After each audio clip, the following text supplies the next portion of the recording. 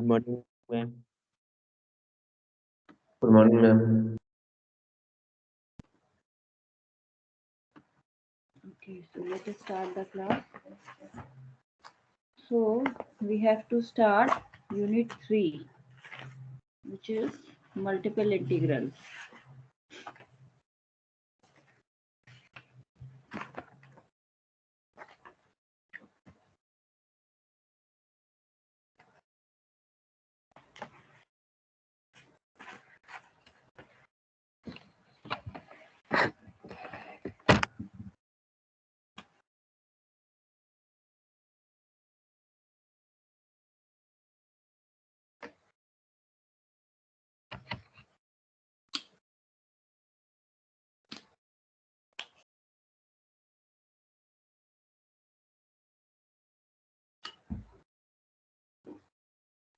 Yesterday we just started multiple integrals.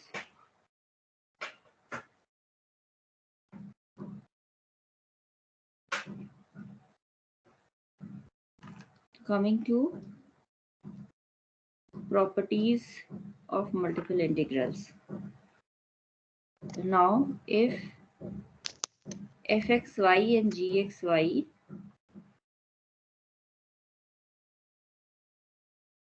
are integrable functions, then double integral over the region R fxy plus minus gxy dx dy, this is equal to double integral over the region R fxy dx dy and plus minus double integral over the region R gxy dx dy. ठीक, this is the first property. Second property is double integral over the region R k times fxy dx dy, this is equal to k times double integral over the region R fxy dx dy. Both 1 and 2 means that the double integral is linear. Similarly, mod of fxy is also integrable,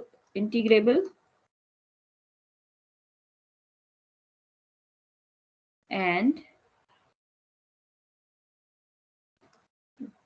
mod of double integral over the region R fxy dx dy,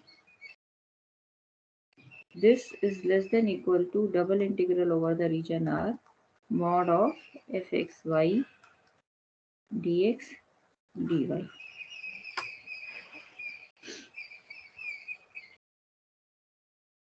Now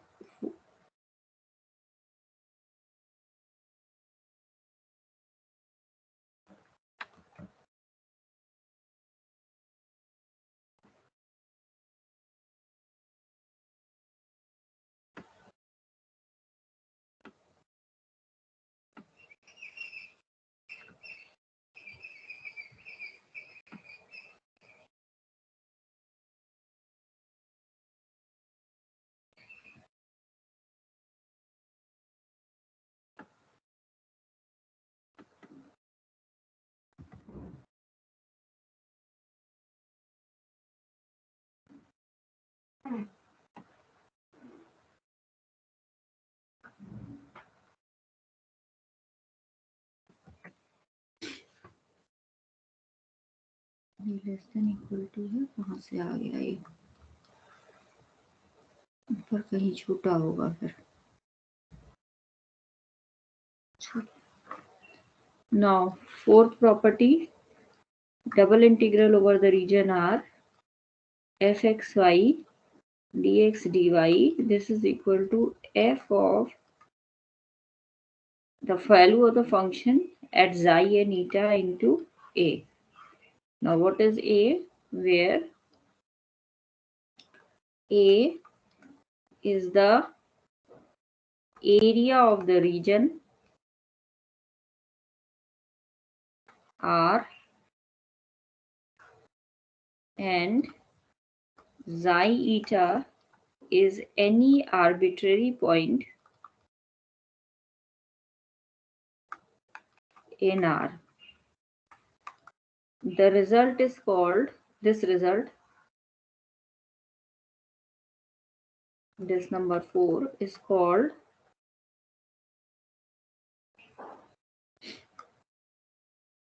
mean value theorem of double integral.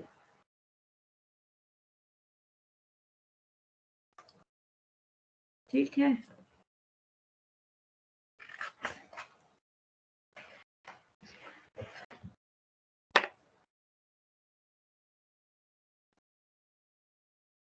इसी में आगे continue करो.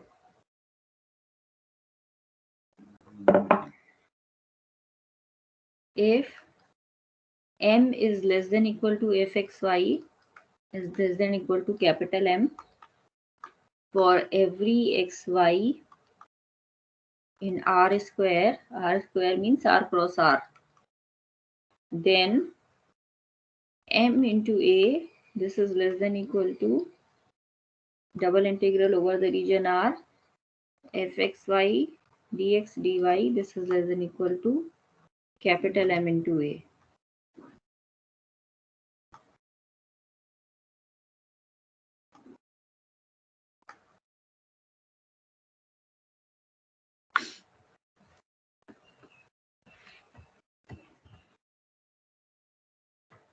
Now fifth property, if fxy, this is a positive function and this is less than equal to gxy for every xy in R square, then double integral over the region R fxy dx dy, this is also less than equal to double integral over the region R gxy dx dy.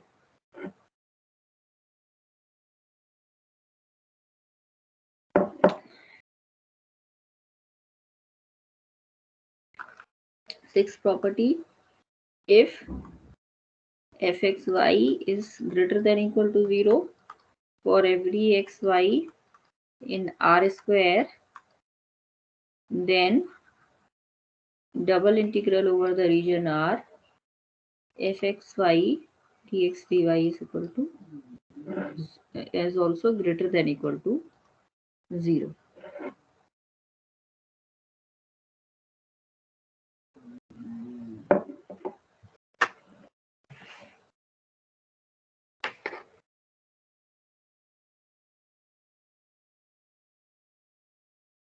Now suppose this function is given from a to b and from c to d. I have already stated what does this means. So this means that first you have to integrate the function from a to b fxy with respect to 2dx and then integrate from c to d with respect to dy. See, when you integrate this function, y will be treated as constant in inner side wala.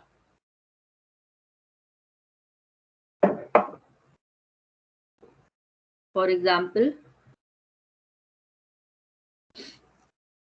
कोई example का दर्जा नहीं देते हैं,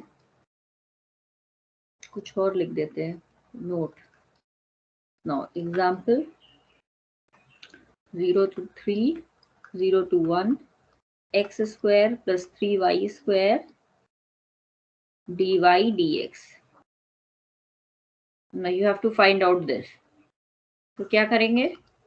First integrate this with respect to dy and keep x constant.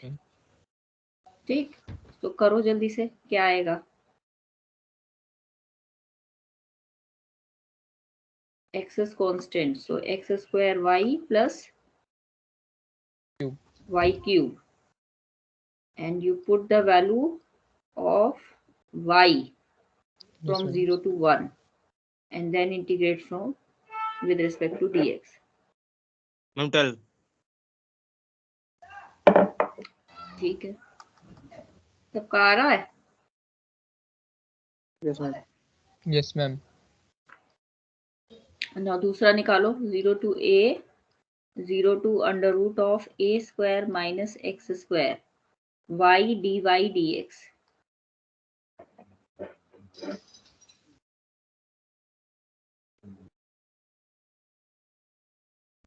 Ma'am 12. No, 12 वो कैसे आएगा? a 12 तो first रखोगे। first लास्ट क्वेश्चन हाँ, तो क्या है? बताओ कितना आ रहा है?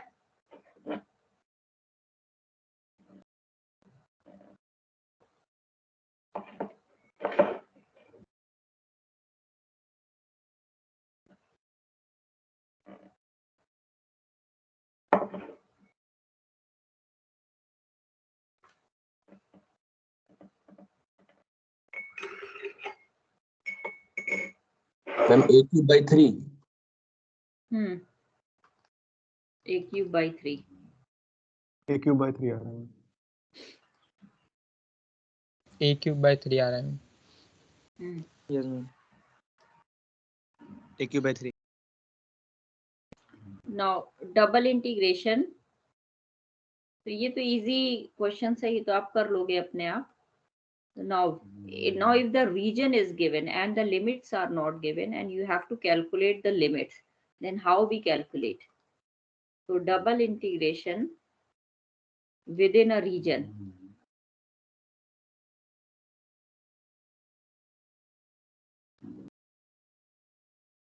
ठीक, तो suppose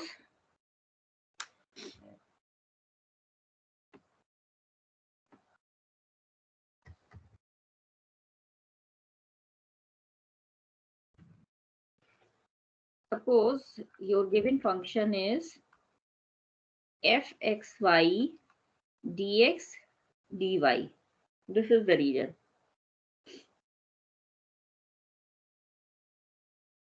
So how you calculate, and the region given is this.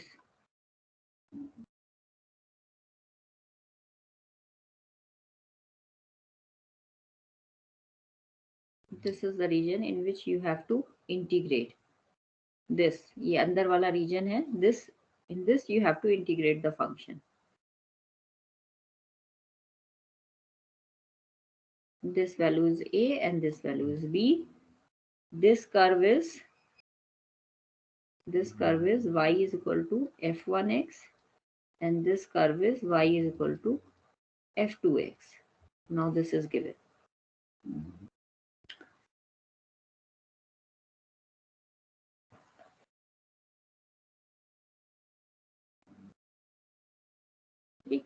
Now this is dx dy, but now what we do, we take a straight parallel, either we take ma'am what does it physical significance like जब हम इसे ऐसे करते हैं ma'am F integration F x D x, तो ma'am इसमें तो ma'am हम एरिया लेते हैं मैम, तो मैम इसमें किस मैम रीजन का एरिया लेंगे या 2D एरिया मैम, जैसे कि होता है ना मैम 3D टाइप का कुछ? बेटा वो तो हमने कल भी बताया था ना कि अगर मान लो ये रीजन दिया हुआ है और इस रीजन का आपको इंटीग्रेशन निकालना है, मतलब इस रीजन का नीचे एक्स एक्सिस से कितना एरिया बन रहा है, ये हो जाएगा. मैम इसको तो मैम f2x माइनस f1x का इंटीग्रेशन करके तो कर सकते हैं ना मैम? हाँ, तो वो तो सिंगल इंटीग्रेशन होगा ना, हम तो डबल इंटीग्रेशन निकालना चाहते हैं. फिजिकल सिग्निफिकेंस तो अभी इसका यही है, लेकिन इसके और भी बहुत सारे यूज है ना. Okay ma'am.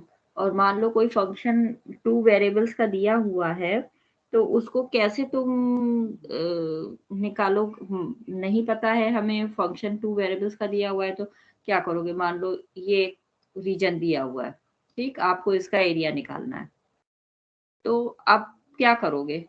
इसको कितने फंक्शंस में तोड़ोगे? ओके मैम, समझ में आ गया।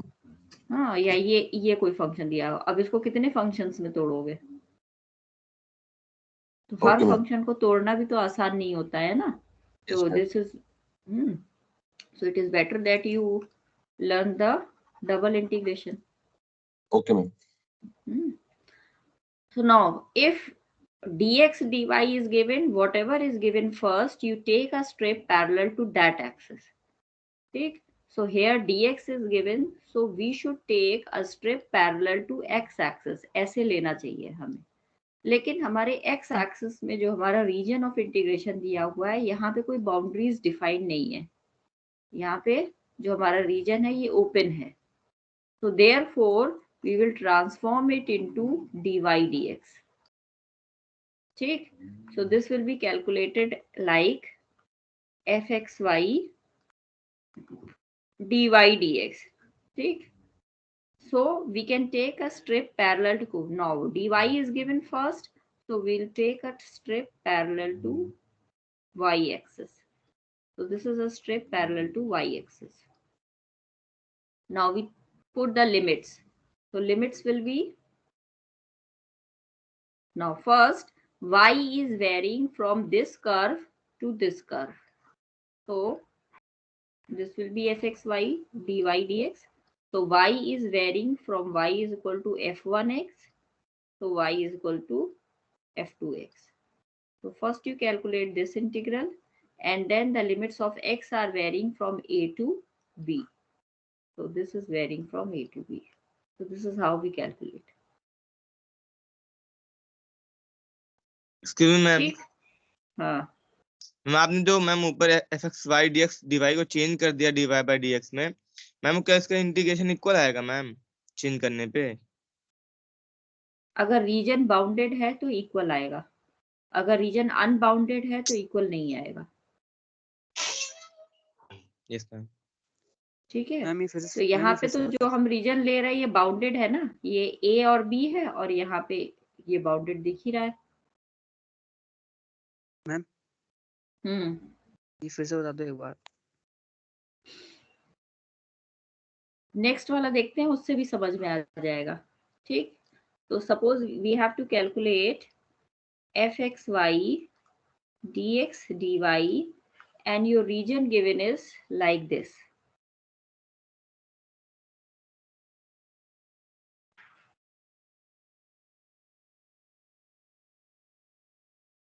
ये रीजन दिया हुआ है, this is the region of integration. ठीक, जहाँ पे ये C है और ये D है। ठीक, so first dx is given, so we take a strip parallel to x axis. और पहले क्या करेंगे, हमें ये पूरा रीजन कवर करना है, तो इस पूरे रीजन को कवर करने के लिए क्या करें, पहले हमने इस स्ट्रिप को हॉरिजॉन्टली वेरी कराया, यहाँ से लेके यहाँ तक, दिस कर्व से दिस कर्व तक। Suppose this curve is given to be x is equal to f1y and this is x is equal to f2y. This is the curve. ठीक, and then we vary the strip from here to here. ठीक, तो ये जो strip है ये पूरे curve में very हो गई, पहले हॉरिजॉन्टली वेरी कराया फिर वर्टिकली वेरी करा दिया। ठीक है, तो हमें अब लिमिट्स रखनी है dx dy की, तो कैसे रखेंगे, this is fxy dx। So dx की लिमिट्स कहाँ से कहाँ है, फ्रॉम फर्स्ट कर्व x की limits from first curve to second curve. ये याद रखना कि जो इनर इंटीग्रल होगा दैट उसकी लिमिट्स हमेशा फंक्शन ऑफ सेकेंड वेरिएबल में रखी जाएंगी। ठीक, और जो आउटर इंटीग्रल होगा उसकी लिमिट्स कांस्टेंट होंगी, बिकॉज आपको अभी एक बार और इंटीग्रेट करना है, जब अंदर वाला इंटीग्रेट करोगे उसके बाद एक बार और इंटीग्रेट करना है, और जो आउटर इंटीग्रल जब इंटीग्रेट करोगे तो फाइनल लिमिट्स रख रहे हो। ठीक, सो dx की लिमिट्स कहाँ से कहाँ वेरी कर रही हैं, from this curve to this curve. Now what is this curve? X is f1y to f2y. ठीक, and then you integrate with respect to y, and the limits of y are varying from p to d.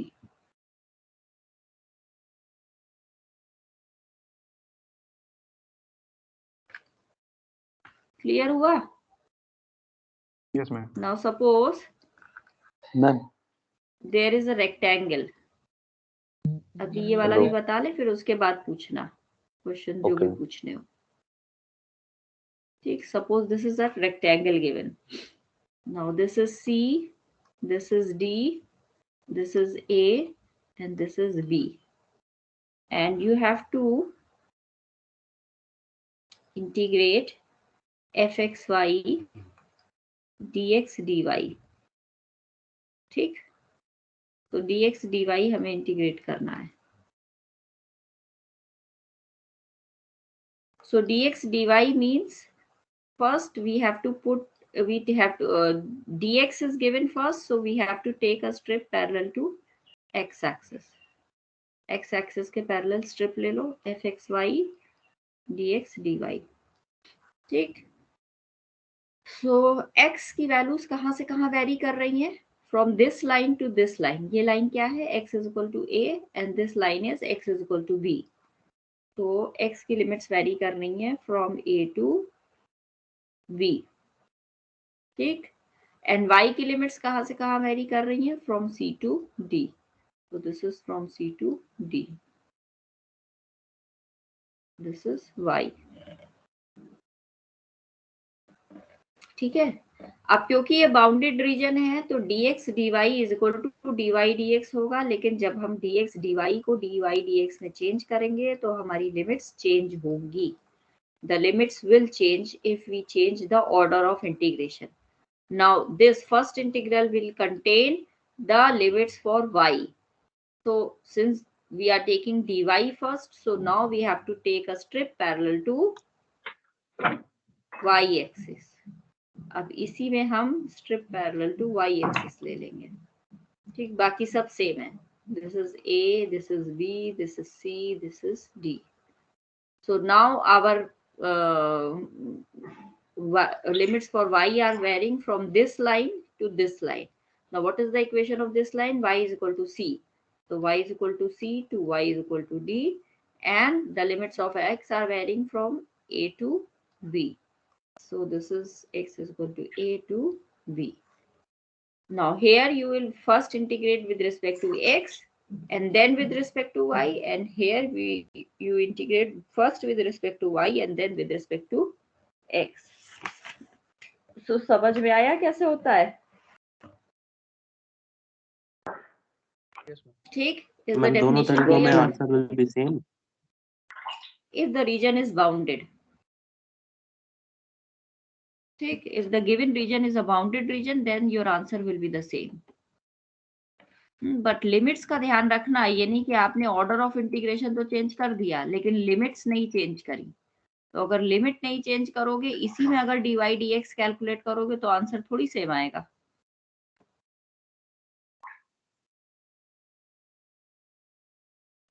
So coming to the question,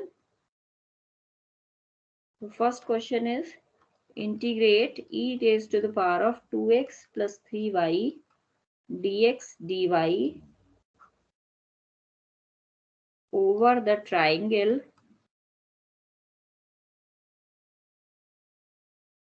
bounded by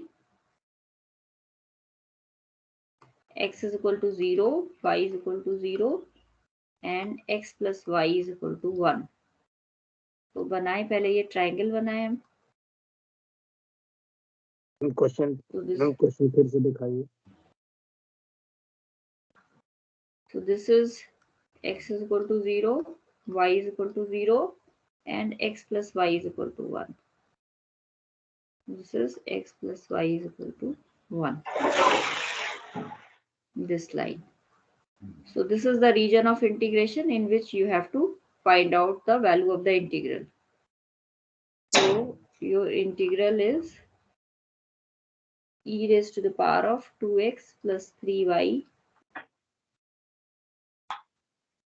dx dy. Dx dy. Now dx is given first, so you take a strip parallel to x axis. ले लिया. ठीक. Now limits of x are varying. अब x की limits रखो. So limits of x are varying from this line to this line. Now this is x is equal to 0 and here x is equal to 1 minus y. ठीक, or limits of y are varying from this point to this point. Now what is this point? 0 1. So this is from 0 to 1. 0 to 1. अब इसे calculate कर लो, जल्दी से बताओ क्या answer आएगा.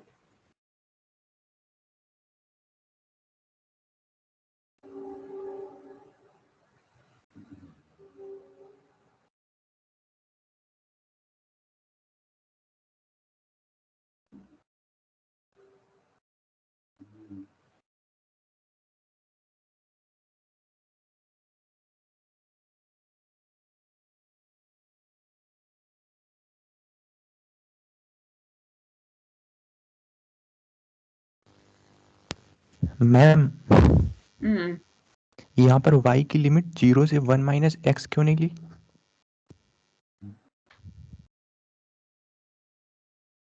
बेटा लास्ट हमने पहले भी बताया कि लास्ट वाला जो लिमिट है वो कांस्टेंट ही रखेंगे, तभी तो आपको टोटल इंटीग्रल की वैल्यू रखोगे. Yes ma'am. ठीक भाई, पहला इंटीग्रल जब आपने कैलकुलेट कर लिया और x की लिमिट्स रख दी, तब अब x की वैल्यूज तो वैनिश हो गई ना. यस तो मैम. खाली function with respect to y मिलेगा. Yes ma'am. तो फिर y की लिमिट्स रखेंगे. तो जब दूसरा वाला इंटीग्रेशन करेंगे तो y के पैरेलल लाइन नहीं खींचना उसमें? नहीं, यस. जो पहले दिया हुआ है x दिया हुआ है, dx पहले दिया हुआ है तो x एक्सिस के पैरेलल खींचेंगे. अगर dy दिया होता तो y के पैरेलल लाइन खींचते. Ma'am 1 minus E by 2. फिर से करो ma'am ma'am E cube minus 1/3. e cube by 3 minus e square plus 1/3 into 1/2.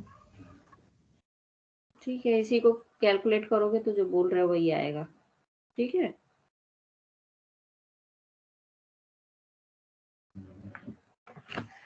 चलो दूसरा क्वेश्चन देखते हैं.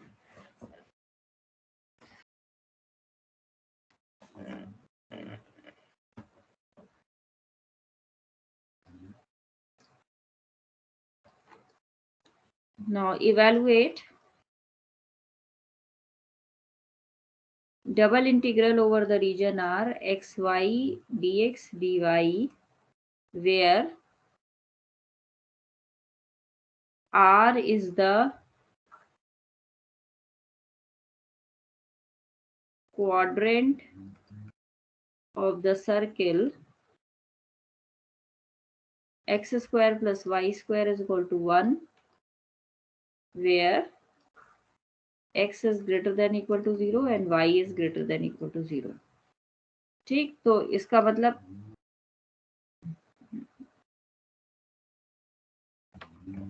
इसका मतलब आपको फर्स्ट क्वाड्रेंट में सर्किल देखना है.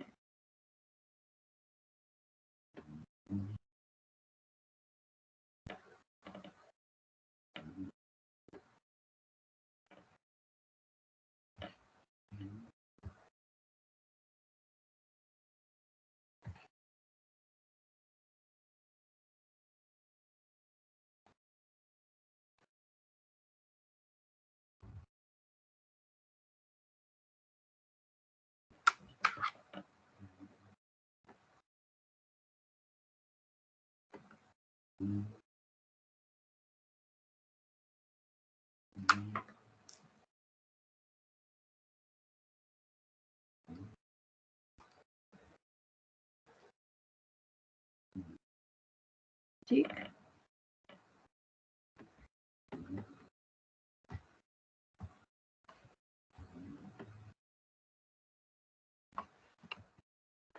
चलो तो पहले डायग्राम बनाया जाए.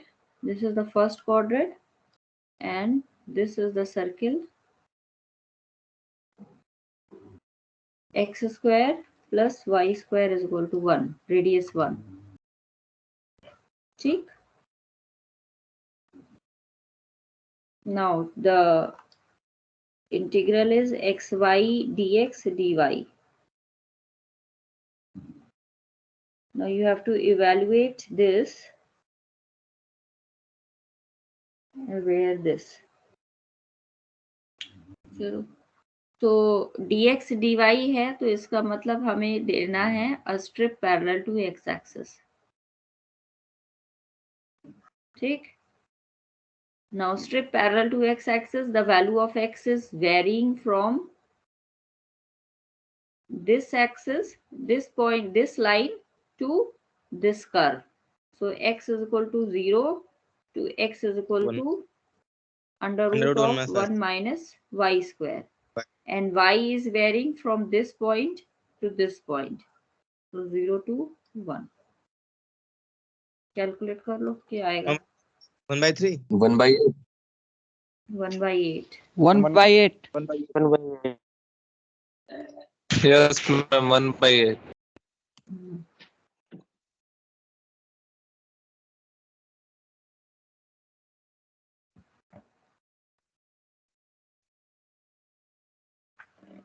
चलो नेक्स्ट देखें अब. मैम ये चीज कैसे हुई, मतलब हम xy dx dy का निकाल रहे थे ना. हाँ dx dy का निकाल रहे थे. तो मैम लिमिट्स कैसे ली, मुझे समझ नहीं आया इसमें. dx पहले दिया है, तो you have to take a strip parallel to x axis. ये समझ में आया.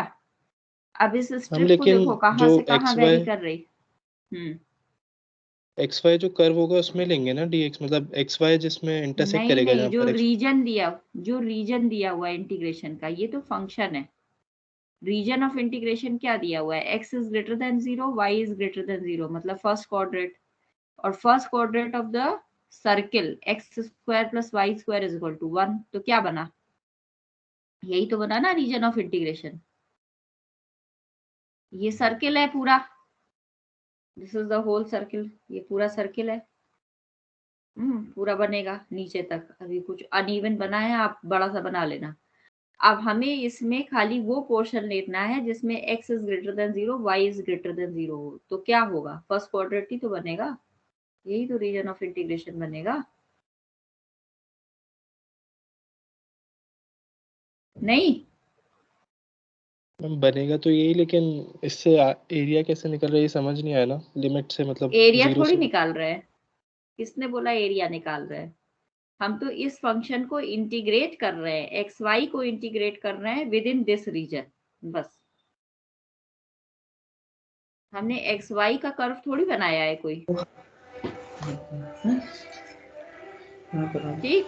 तो मैम इस फंक्शन को इस रीजन में इंटीग्रेट करने का मतलब यही तो हुआ कि एरिया निकाल लो. बेटा इस फंक्शन को इस रीजन में इंटीग्रेट करने का मतलब हुआ कि ये जो फंक्शन है, मान लो ये कोई फंक्शन एक्स वाई कुछ भी, मान लो ये बन रहा है, ये एक्स वाई बन रहा है.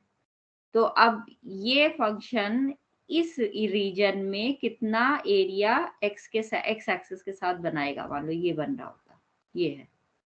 ठीक. तो खाली इस रीजन में, मतलब खाली आप this portion of the curve consider कर रहे हो. ठीक. एरिया नहीं निकाल रहे हैं. इस रीजन का एरिया, ना इस रीजन का एरिया निकाल रहे हैं, ना इस पूरे कर्व का एरिया निकाल रहे हैं. हम बस ये कह रहे हैं कि अगर रीजन ऑफ इंटीग्रेशन ये है, मतलब रीजन ऑफ इंटीग्रेशन कुछ होता है ना. अगर मान लो तुम इंटीग्रेट कर रहे हो इस लाइन को और लिमिट्स दी हुई हैं आपकी 0 to a, तो रीजन ऑफ इंटीग्रेशन क्या हुआ आपका, ये वाला रीजन हुआ ना. 0 से a तक आपको इंटीग्रेट करना है. तो अब हमारे केस में लाइंस नहीं है रीजन ऑफ इंटीग्रेशन. हमारे केस में एक कर्व दिया हुआ है. मान लो ये कर्व दिया हुआ है, तो इस कर्व में आपका ये जो फंक्शन है एफ एक्स वाई, ये beneath the curve x axis के साथ कितना एरिया बनाएगा. पर हमें रहना इसी कर्व में है.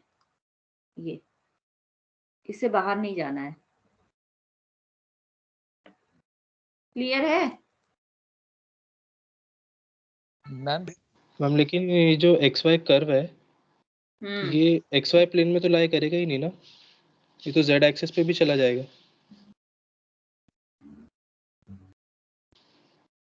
अभी हमने कहा 3 एक्सेस लिए ही हैं, 2 ही एक्सेस तो लिए हैं। हम 2 ही लिए हैं लेकिन तो तुम्हारे हिसाब से हाँ x yes square plus y square is equal to 1 इस सर्कल को भी एक्स वाई प्लेन पे नहीं होना चाहिए, नहीं इसको भी मैम जेड समझ एक्सिस पे गई। चले जाना चाहिए। नहीं मैम अगर गलती 2 हो गई। वेरिएबल हैं तो तीसरे पे चला जाना चाहिए।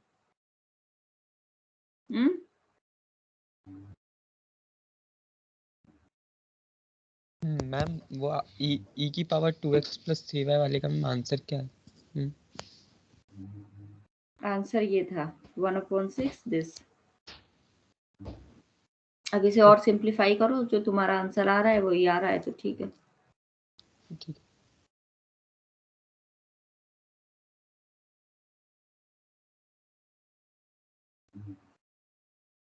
मैम मैम ये चलो अब इंटीग्रेशन बता दूसरे दी क्वेश्चन पे आते हैं। मैम। ये वाला इंटीग्रेशन बता दी मैम, मैं सुन नहीं पाया था, मेरी नेटवर्क प्रॉब्लम था, मैं रिकनेक्ट हो गया है मैम। तो अब हम रिकॉर्डिंग चल रही है, उसको सुन लेना। हम लोग दूसरे क्वेश्चन पे आते हैं, इसीलिए तो रिकॉर्डिंग करी जाती है कि कुछ छूट जाए तो उसको सुन लो। अब हम लोग आ रहे हैं under root of x y minus y square d y d x, where R is a triangle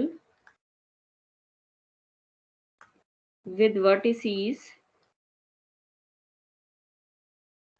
0, 0, 0, 1 and 1, 1।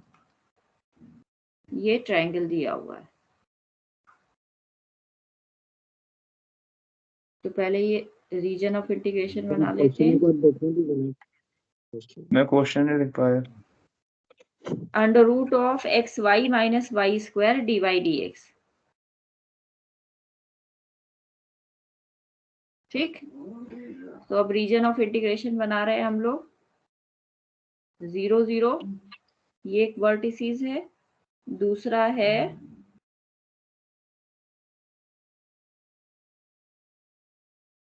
10, 1, 10, 1 and 1, 1। तो 10, 1 कहीं यहाँ पे आएगा, दिस इज 1, दिस इज 10, तो ये आया 10, 1 and 1, 1।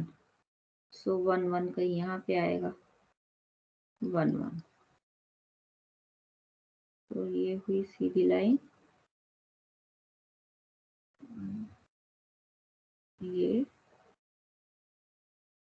ये है रीजन ऑफ इंटीग्रेशन। ठीक, now you have to calculate the integral under root of xy minus y square dy dx। ठीक, now you have to calculate dy dx, मतलब you have to take a strip parallel to y axis। लेकिन जब हम y axis के parallel strip लेते हैं, मान लो हमने y एक्सिस के स्ट्रिप पैरेलल ले लिए, ये ले ली y एक्सिस के स्ट्रिप पैरेलल, तो हमारा जो रीजन ऑफ इंटीग्रेशन है वो नहीं निकल पाएगा, because y is varying from this line to this line and x कहाँ से कहाँ वेरी करेगा। फिर x की कोई एक फिक्स वैल्यू नहीं आ पाएगी, क्योंकि ये लाइन भी सीधी तो है नहीं parallel to y axis. So we will transform this equation to dx dy, since this is a bounded region है, तो therefore हमारा dx dy और dy dx बराबर होगा। So now we are taking a strip parallel to x axis। अब हो जाएगा,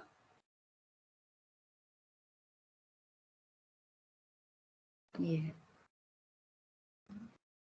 So अगर strip parallel to x axis लेते हैं तो अब ये इस लाइन के पैरेलल बनेगी, ऊपर वाली लाइन के, तो अब आप वेरी करा लो।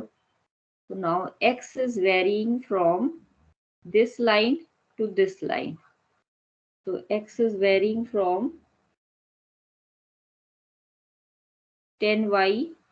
इस लाइन की इक्वेशन निकालो पहले, इस लाइन की इक्वेशन क्या होगी, this will be x is equal to y and this will be x is equal to 10y. ठीक, so x is varying from x is equal to y to x is equal to 10y, and y is varying from here to here, so y is varying from 0 to 1. y यहाँ पे fix है, तो therefore हमने ये लिया. अगर हम x के पैरेलल लेते तो x हमारा फिक्स नहीं हुआ है, x की लिमिट्स वेरी कर रही हैं, तो हमें इसे दो पार्ट में तोड़ना पड़ता है इस कर्व को, तब हम कर पाते हैं.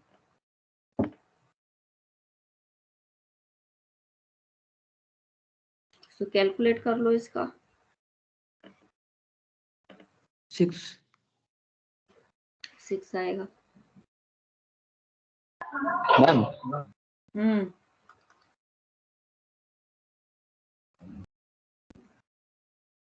अच्छा, अगर आपको ये लेना होता dy dx तो उस केस में क्या करते, वो भी देख लो.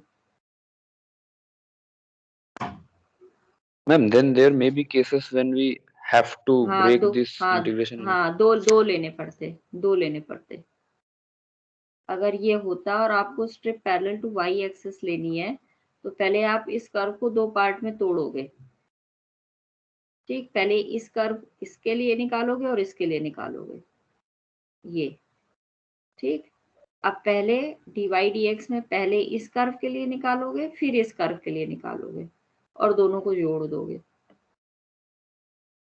ठीक है, तो इसीलिए हमें ये इजी पड़ा बिकॉज यहाँ पे x कांस्टेंट है, parallel to x axis line हमें मिल रही है, तो देयरफॉर हमने इसको dy dx को dx dy में चेंज कर लिया. लिमिट्स चेंज हो जाएंगी. Okay.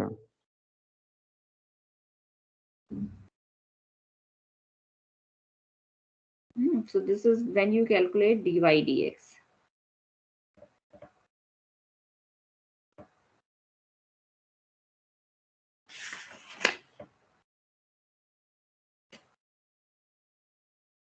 एक और क्वेश्चन कर लो.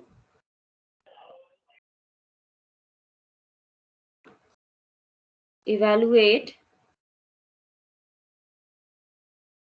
double integral r square sin theta d theta dr over the region R, where R is the circle, R is equal to 2a cos theta.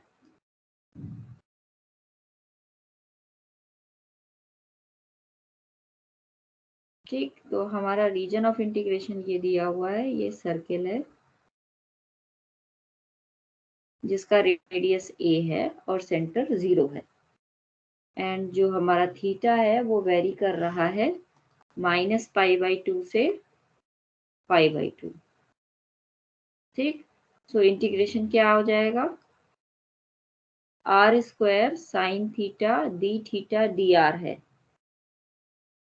ठीक, तो this is the r axis, then this is the theta axis. So you take a strip parallel to theta axis. हम लोग इसी में लेते हैं पहले. So we take a strip parallel to theta axis. So theta is varying from 0 to ये वाला.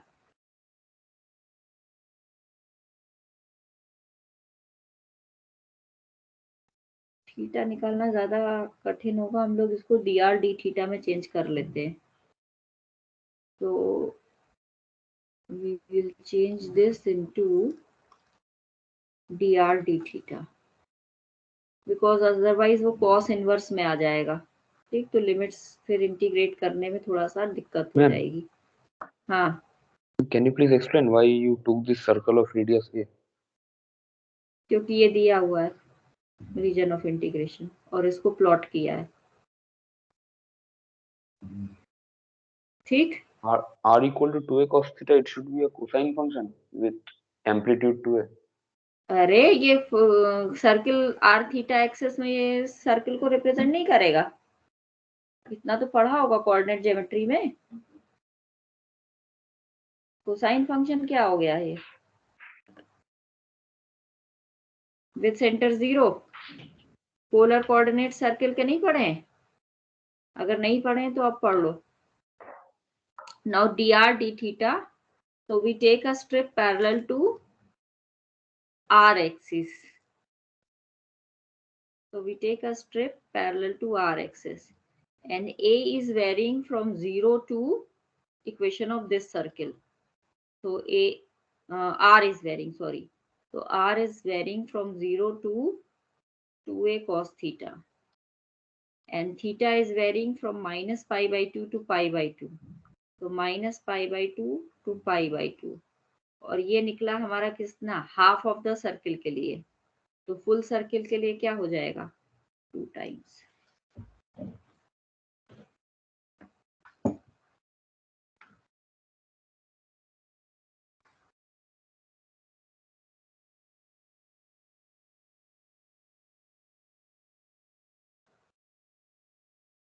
ठीक, अब क्योंकि लिमिट माइनस पाई बाई 2 से पाई बाई 2 रखी हुई है तो इसका वैल्यू क्या आएगा? 0।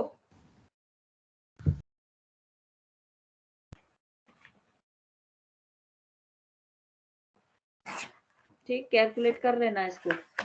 This will come out to be 0 because limits रखी हुई है माइनस पाई बाई 2 से पाई बाई 2, और ये सिमेट्रिक फंक्शन है। 0 मैम। सो अब आगे हम लोग जो ये चेंज कर लेते हैं, अभी तो हमारा रीजन ऑफ इंटीग्रेशन दिया हुआ है। मान लो रीजन ऑफ इंटीग्रेशन ना दिया हो, लिमिट्स दी हुई हो, तो इन लिमिट्स से कैसे हम रीजन ऑफ इंटीग्रेशन निकालेंगे और ऑर्डर को चेंज करेंगे, ये हम लोग नेक्स्ट क्लास में पढ़ेंगे। ठीक, तो this is enough for today. मैंने जो उस वक्त वो क्वेश्चन पूछा था कि वो मतलब एफ ऑफ एक्स वाई जो है वो x y equals to f of x y जो दिया था वो वाला क्वेश्चन। क्या क्वेश्चन? मैम वो एक्स वाई वाला जो क्वेश्चन ही नहीं